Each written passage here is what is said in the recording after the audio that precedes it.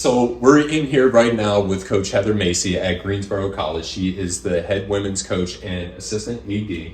And we're talking about recruiting and some of the things that athletes can think about in order to put themselves in a better position to get in front of college coaches, and what some of the things that college coaches look for specifically in athletes and athletes at the Division III level. Yeah.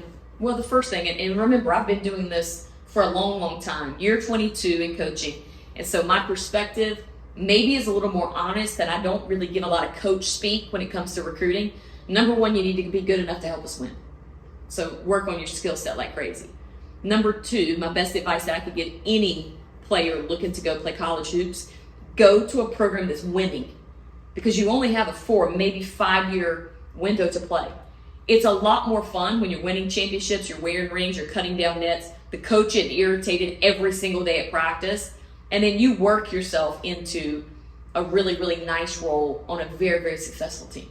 Yeah, and I think that maybe sometimes athletes look at it where, oh, I can go Division One and, I can just sit back and coast and enjoy some of the things that, that comes along with Division One. There's nothing wrong with that. But I think that there is something to be said for Division III programs, being able to actually have a smaller class setting, right? Being able to be a part of a program that is successful, like you said, where you're able to go and participate in those season tournaments. And so the other question that I have for you is, if an athlete wanted to put themselves in a position to where they are successful on a team and they are sitting at the end of the bench, what are some things that they can do in order to still have an impact within that team?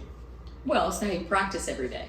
And so for our belief is, we've got a championship level program with everyone coming back, but we're still here, right? And so if we all just do the same thing every day, this kid is still there.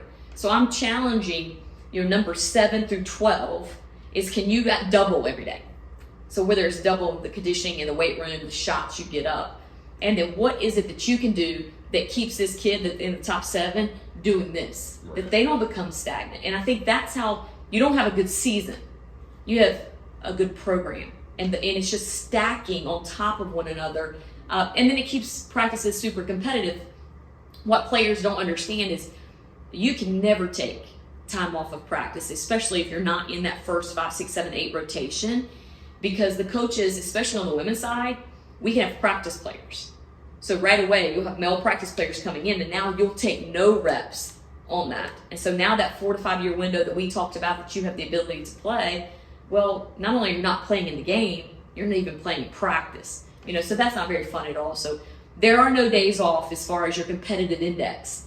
And competitive index, no matter Division I, 2, 3, junior college, or NAIA, you've got to make sure that you have the competitive index and motor to play at the college level, because this is not for the faint of heart. Yeah, that's a great one. I absolutely love that. So outside of being competitive and academics, they have to be there in order to even get into the school, what are some things that you look for from athletes to be able to play at this level? Is it they need to be able to shoot the 3, they need to be able to do different combo moves, or is it really just actually focusing on the basics and excel in your role? So we have a pro style offense of how we play. So we look to have half the roster as dependables. So we can depend on that kid. She's going to go to class. She's going to be at every practice. She's going to work her tail off. She's going to always defend. She's always going to rebound. She's always going to sprint. She's always going to make good decisions. Those are what we call dependables. Now, the way that we play basketball, we want everybody to be able to shoot the 3. We want to be able to stretch the floor. Then we want the other half of our roster to be switchables. And so switchables create mismatches. So defensively, we can switch more things. We can scheme up more things. We never have to have the big of the big of the big at the post, because everybody can rebound because they're switchables. So that's more of a size component that we look for. Then we have 3 spots left on our roster. And those 3 spots, we call them specialists. So what does that mean? That means that you really you don't fit really maybe either of those 2 categories. Maybe you fit one of them, but you shoot it better than everybody else. Or you're huge, right? So you've got this size element of, like, we don't have anybody built like you, and we're going to play that one team that's a mismatch for us. So you may not have played 7 games prior, but this game you're going to play, so you've got to be ready for. So we look for those kinds of things within our recruiting. And because we have a blueprint on how we want to do it, it's not reset every year. Like when we're on the road and we're looking for players, when we come back and we talk about it, I go, is she a switchable or a dependable? Okay, why? Right? Okay, no, she's a specialist. Cool. And that's how we build our roster. And so there'll be different people in the different numbers jersey uniforms, but the ways that they play will all the time always look similar. That's why I also think you should go to a place that has a system instead of every single year you just figure out new plays. Yeah, I love that. And I think too, off the court, right? What are some things off the court? I'm a great basketball player, but if I don't get these things right off the court, it's going to hold me back. So what are some of the things off the court that athletes should focus on in order to put themselves in a good position to be recruited? Well, academics are the most obvious for everybody, right? But the other piece to that is, what are you doing from a strength and conditioning perspective? Are you as fit as you could possibly be? And do you understand about recovery and about protein and supplementations and stretching to prevent injuries? Because the worst thing in the world, you got a great player, but you can never get them to practice and you can never get them to the game because they're constantly injured. Right. Yeah, I love that. And then as far as, being a specialist, right? Being able to shoot the three, being able to handle the ball, understanding that it's a role that you're playing in. That's what you said that you're looking for, those three different categories. Is it more important for athletes when they go into their season to do all the things or to really shine in their role? If you are a 5'7" guard, you have to become a specialist at something because there's too many 5'7" guards on the women's side. So we could just go pick another one. Every time you turn around, there's an option there. But if you're a 5'7" guard that is a lockdown defender, and we go, wait a minute, that's her differentiation factor. Right. That changes the game. She's faster than the other 5'7" guard. She's tougher than the 5'7" guard. She rebounds as a 5'7" guard.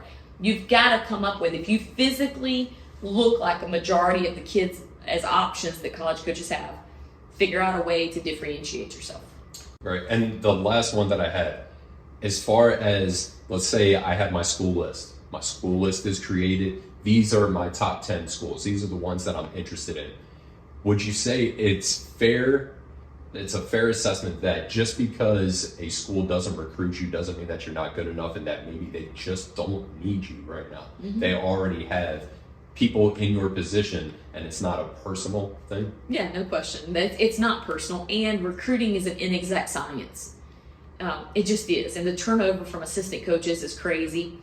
The turnover with head coaches increasing. And so sometimes you're just lost in the shuffle of the coaching changes. I think you should pick 3 to 5 schools that fit what you're looking for. It's the right distance from home. They naturally have something you're interested in academically. And then at that point, find places that win and find places that have great support. And I think once you do that, then you go, I would send out 100 emails for it, right? Like 3 to 5, this is where we really want to go. And then recruit them. Like, take your ego out of it and go, I'd like to play for you, and this is where I'd like to go to college. Am I good enough, and can I help you win? So how would they do that? If they wanted to get in contact with coaches, would you say like an email is the best way to do it, a DM on social media, a phone call? What would be the best way that you would say is to get in contact with coaches? Well, the best way for me is for their coach to call me and have a conversation with me and then say, and I'm about to hit send on this email that's going to have all of her contact info and the video. And then it's on my radar, so it doesn't just become one of the many emails that I get per day. It's that not a lot of people are making phone calls anymore. Like, my office phone rarely rings. Yeah.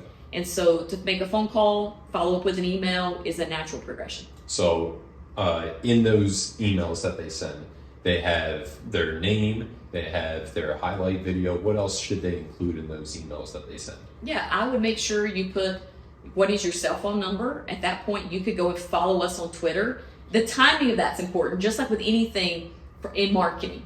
So they call, they email, and then now you see them a third thing because they followed you on all your social media handles. So now that name becomes more familiar. Then I click the video, looks really good, cool, there's your cell number. And right away, I mean, we don't have all the restrictions in the recruiting. I can call and text right at that same moment. Right. All right. No, that's awesome. I really appreciate it. Yeah, absolutely. And recruiting, like I said, it's an inexact science. So any help that they can get along the way makes a big difference. And there's a ton of resources, including you guys. And so, as far as their parents, what kind of a role do parents play in the recruiting process? Now, remember, I've been doing this for a long time, and I think there's some advantages to playing for coaches who have been head coaches for an extended period of time. This being one, is we don't say, like, we've got her, you're out of the picture. Right. I want this to be a team effort. So if she comes here, hey, we're gonna be a part of the GC team. Great. Now, parents, I'm only supplementing you. So I'm gonna call the parents, I'm gonna keep them involved. If she comes in, looks fatigued and tired, practicing poorly, maybe she's partying, maybe she's homesick, but the parents are all looped in on it, and we're really a team with it. So we just don't want our players, leaving, because I think that's why you see mass exodus, because there's just not support, and we don't have the turnover. Number two, we let the parents be involved, and we want to support. They don't talk to me about how I should run ball screen action, right? Or way I sub. I'm very clear with our team and very clear with their parents. If I think you'll help us win, you'll be in the game at the end. It's not personal. Like, they pay me for these 25 games a year to win them. Right. Every other day, I'm going to impact you and influence you and help you be as successful as possible. But for 25 times a year, I'm going to be all about winning. So I don't deal a lot with the parents complaining stuff. I want them to be involved and talk to me in the recruiting process, because I think that's important in how we run the program once their kid gets here. So you would say that, when you offer, an opportunity to come play, it's an investment. It is, no right? question. So it's an investment. So what are some things that could, from an athlete standpoint, what would hurt their opportunity to receive that investment opportunity? Well, for us, it's like, if you're not good enough, right? So we want them to be ready. If you're good enough, you're old enough in my mind. So if you're good enough, we play you as a freshman. I don't really recruit potential. Like, oh, what could she be by her junior year? We really don't mess with that much. We think you're good enough now. And whether it plays out that way, who knows? Or how long it takes, I don't know. The things I think that can hurt the athlete is when they think the grass is greener on the other side. You drag your feet a little bit, like, we're really interested in you, but you kind of think you're better than us. And I'll just tell you, Division III is a great little sweet spot, because 6 months, for me even, as a coach, so for 6 months out of the year, 24/7 hoops, let's go get it, narrowed focus, here we go. But for the other 6 months out of the year, I'm able to have a little flexibility in my schedule, going to do some of the things that I enjoy doing. Well, it does the same for the athlete. So if they want to go study abroad, or internships, or jobs, or parents want to take them on big time family vacations, they can do all those same things too, that at a Division I program, you're not going to have the time as far as flexible to do things over the summer, because it's going to be a 12-month commitment.